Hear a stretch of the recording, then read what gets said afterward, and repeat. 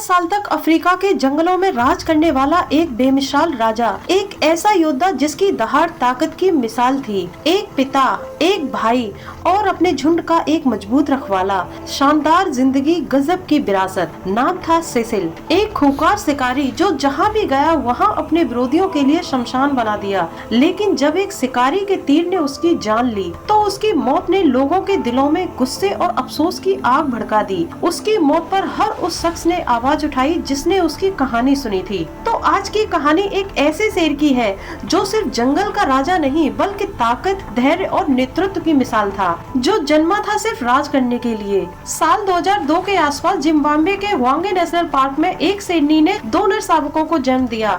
इन 2 भाइयों को नाम दिए गए सेसिल और लिएंडर। उस पल किसी को भी अंदाजा नहीं था कि इन मासूम शावकों में से एक दुनिया का सबसे मशहूर शेर बनेगा और दूसरा एक खामोश गवाह। शेर के शावकों का बचपन जंगल की पाठशाला होता है। सेसिल और लिएंडर माँ की निगरानी में शिकार की नकल करते, वे घास में छिपते और आपस में एक दूसरे पर झपटते। लेकिन बचपन में ही फर्क दिखने लगा था। सेसिल था निडर और गहरी नजर वाला, वहीं लिएंडर उग्र और जल्दी प्रतिक्रिया देने वाला। सेसिल ने शुरू से ही एक खास शख्सियत के जैसा रुतबा दिखाया। वो निडर होकर अपने पिता के सामने धमा चौकड़ी बचाता, जबकि बहुत कम शावक शेरों के सामने इस तरह की शरारत करते हैं, क्योंकि शावकों की शैतानियां देखकर शेर फौरन गुस्से में आ जाते हैं। वक्त गुजरता है, सेसिल और लिएंडर अब बड़े होने लगते हैं। अब इनके छोटे छोटे बाल भी उग चुके हैं। दोनों भाई हमेशा साथ रहते हैं और एक दूसरे की मदद करते हैं। इनका पिता अब इन्हें खतरे की तरह देखता है और आखिरकार वो वक्त आ ही जाता है जब इन्हें अपना परिवार छोड़ना होगा। शेरों के प्राइड की सामाजिक संरचना बेहद स्पष्ट होती है। मादा शावक आमतौर पर अपने जन्म प्राइड में ही रहती है और जीवन भर उसी परिवार का हिस्सा बनी रहती है। लेकिन नर शावकों के लिए यह जंगल उतना उदार नहीं होता। युवावस्था की दहलीज पर पहुंचते ही प्राइड के मुखिया नर शेर, अक्सर उनके अपने पिता, उन्हें झुंड से बाहर खदेड़ देते हैं। यह क्रूरता नहीं बल्कि प्रकृति का वह नियम है जो प्रजनन, संतुलन और प्राइड की स्थिरता बनाए रखता है। और इसी प्राकृतिक नियम के तहत सेसिल और लिएंडर भी अपने बचपन की सुरक्षित दुनिया से बाहर धकेल दिए गए। जिस शेर के साए में उन्होंने चलना सीखा था, अब वही उनके रास्ते में खड़ा था प्राइड के मुखिया के रूप में। उनके पिता के लिए वे अब बेटे नहीं बल्कि भविष्य के प्रतिद्वंदी थे। प्राइड की शेरनियां जिनके बीच इन दोनों भाइयों ने आंखें खोली थी, वो भी इस निर्णय के विरुद्ध नहीं जाती। यह विदाई भावनाओं की नहीं बल्कि जंगल के उस कठोर नियम की थी जहाँ रक्त संबंध से ऊपर सत्ता और संतुलन होता है। प्राइड से निकाले जाने के बाद सेसिल और लिएंडर के सामने जंगल का सबसे कठिन दौर शुरू होता है। अब न माँ की छाया थी न परिवार की सुरक्षा। दोनों भाई अक्सर साथ चलते हैं, शिकार सीखते हुए, खतरों से बचते हुए और दूसरे ताकतवर नर शेरों से दूरी बनाए रखते हुए। यह वह उम्र होती है जहां जरा सी चूक मौत का कारण बन सकती है और यही से तय होता है कौन बचेगा, कौन टूटेगा और कौन एक दिन प्राइड का राजा बनेगा।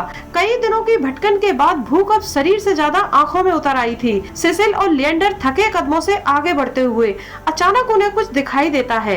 एक मरा हुआ जेब्रा और उसके चारों ओर मंडरा रहे थे जंगल के सबसे धैर्यवान मुर्दाखोर गिद्ध। दोनों भाई सतर्क होकर आगे बढ़ते हैं। एक तेज झपट्टा और गिद्ध हवा में उड़ जाते हैं। ज्यादा तो नहीं, बस जितना मिल सका कुछ निवाले, जो भूख को पूरी तरह तो खत्म नहीं करते लेकिन जिंदगी को एक और दिन आगे बढ़ा देते हैं। मगर जंगल में इस तरह का मुफ्त का खाना हमेशा नहीं मिलता। सेसिल और लिएंडर जानते थे अगर जीवित रहना है तो अब इंतजार नहीं, शिकार सीखना होगा, क्योंकि जंगल में मुफ्त का भोजन नहीं केवल हुनर ही जिंदा रखता है। भूख ने उन्हें शिकार के मैदान में तो उतार दिया लेकिन हुनर अभी अधूरा था। सवाना की लंबी घास में सेसिल और लिएंडर पहली बार शिकार के इरादे से छिपे। सामने था जंगली भैंसों का एक बड़ा सा झुंड। एक पल के लिए सब कुछ सही लग रहा था, लेकिन तभी एक गलत कदम, सूखी टहनी की चरमराहट और हवा में फैलती गंध, खतरे की आहट मिलते ही झुंड चौकन्ना हो गया। अगले ही पल भैंसों का झुंड पूरी ताकत से दौड़ पड़ा और पूरा मैदान धूल से भर गया। सेसिल और लिएंडर कुछ ही सेकंड में पीछे छूट गए और दोनों हांफते हुए रुक गए। पहली हार। जंगल ने साफ संदेश दे दिया, ताकत से ज्यादा जरूरी है सही नियम, सही चाल और पूरा तालमेल। यह असफलता अंत नहीं थी, यह सीख थी और हर राजा की कहानी यहीं से आकार लेती है। पहली नाकामी के बाद सेसिल और लिएंडर ने दोबारा झपट्टा नहीं मारा। वे रुके, जंगल में रुकना भी एक रणनीति होती है। दोनों भाइयों ने सीखा कि शिकार सिर्फ दौड़ नहीं बल्कि धैर्य का खेल है। अब वे सीधे सामने से हमला नहीं करते, हवा की दिशा को समझते हैं, सूरज की रोशनी में अपनी परछाई छिपाते हैं और घास की ऊंचाई को अपनी ढाल बनाते हैं। पहली बार दोनों सिर्फ भाई नहीं एक टीम बनते हैं। जंगल अब उन्हें खदेड़ नहीं रहा था, वो उन्हें गढ़ रहा था। एक रात सिसिल और लिएंडर ने पहली बार एक दूसरे शेर की सीमा लांघी। यह एक अकेले नर का इलाका था, अनुभवी लेकिन उम्र के बोझ तले दबा हुआ। चेतावनी भरी दहाड़ गूंजी, जवाब में दो आवाजें उठी। अब टकराव टाला नहीं जा सकता था। घास में छिपी शांति एक झटके में टूट गई। धूल से भरा मैदान संघर्ष का अखाड़ा बन गया। अकेला नर पूरी ताकत से लड़ा, लेकिन संख्या और जोश उसके खिलाफ थे, इसीलिए कुछ ही पलों में फैसला हो गया। घायल और थका हुआ शेर पीछे हटा और अब जंगल में एक नई दहाड़ गूंज उठी। सिसिल और लिएंडर अब सिर्फ घुसपैठिए नहीं थे, उन्होंने अपना पहला प्राइड जीत लिया था और उसी के साथ शुरू हुई थी सत्ता की असली लड़ाई। दूर खड़ी सैनिक इस पूरे संघर्ष की गवाह बनी। उनके लिए सवाल यह नहीं था कि कौन आया, बल्कि यह था कौन टिकेगा। सिसिल और लिएंडर धीरे धीरे आगे बढ़े, न कोई जल्दबाजी न कोई आक्रामकता, केवल आत्मविश्वास। सैनिकों ने प्रतिरोध नहीं किया, उन्होंने अपने पुराने मुखिया के जाने को स्वीकार कर लिया। जंगल में नेतृत्व भावना से नहीं बल्कि ताकत और स्थिरता से तय होता है। अब एक नया प्राइड जन्म ले चुका था। सेनिया, सावक और दो युवा नर सिसिल और लिएंडर। यह सिर्फ कब्जा नहीं था, यह जिम्मेदारी थी। सिसिल की चाल में पहली बार राजा होने की झलक साफ दिखने लगी। समय के साथ यह नया प्राइड सिर्फ स्थिर ही नहीं हुआ बल्कि तेजी से बढ़ने भी लगा। अब उनके परिवार का हिस्सा थी 6 से 7 सेनिया, जो थी अनुभवी शिकारी और प्राइड की असली रीढ़, और उनके साथ थे लगभग 24 शावक, जिनमें से अधिकांश शावक सिसिल के ही संतान थे और यही उसकी ताकत का प्रमाण था। न सिर्फ एक योद्धा के रूप में बल्कि एक स्थिर और स्वीकार्य मुखिया के रूप में। समय बीतता रहा, प्राइड फलता फूलता रहा, लेकिन जंगल में शांति कभी स्थायी नहीं होती। एक दिन 4 बंजारे शेर, बिना प्राइड बिना इलाके, लेकिन एक ही मकसद के साथ कब्जा। इन चारों शेरों में सबसे बड़े और दमदार शेर का नाम था जेरिको।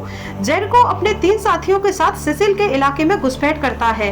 वैसे तो जेरिको सिसिल से लगभग 1 साल छोटा था।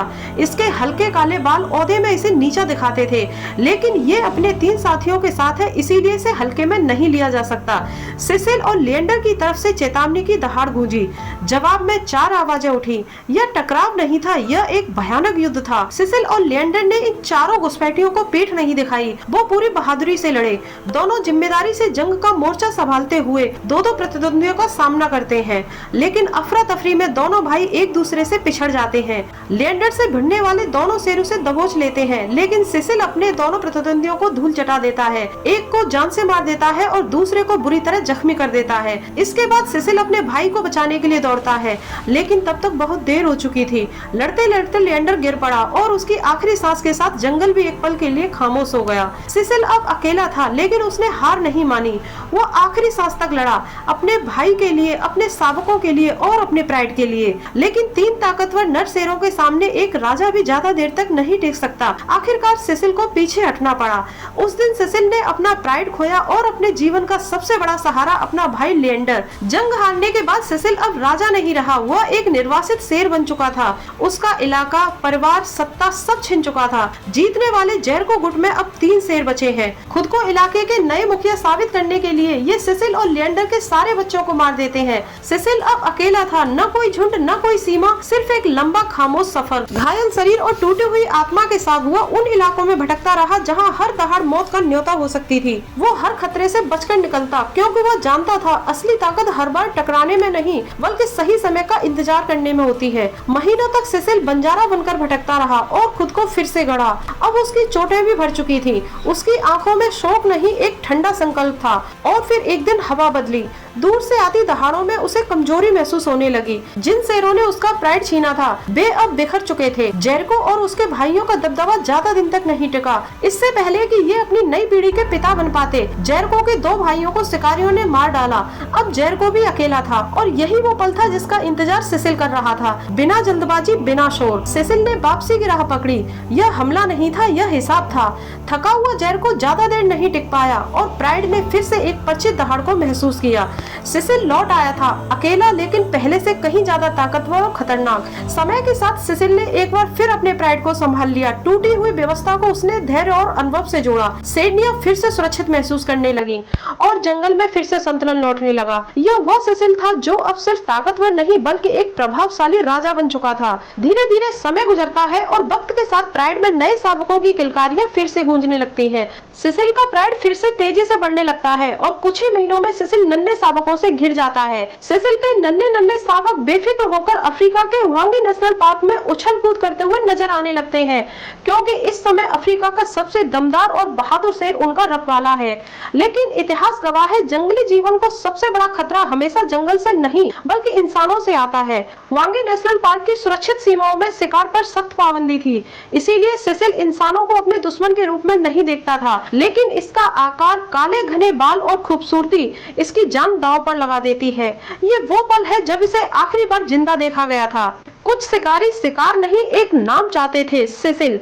लालच का इस्तेमाल किया गया। एक आसान शिकार की तरह सिसिल को पार्क की सीमा के बाहर खींच लाया गया, वो सीमा जहां कानून खामोश हो जाता है। अचानक जंगल की हवा में एक अजीब सी सनसनाहट गूंजी। तीर लगा सीधे उसके शरीर में। सिसिल गिरा नहीं, घायल शरीर के साथ वो जंगल के भीतर भागता रहा, दर्द में, डर में, लेकिन जिंदा रहने की जिद के साथ। पूरे 40 घंटे तक वो भटकता रहा। हर कदम पर जख्म और गहरा होता गया।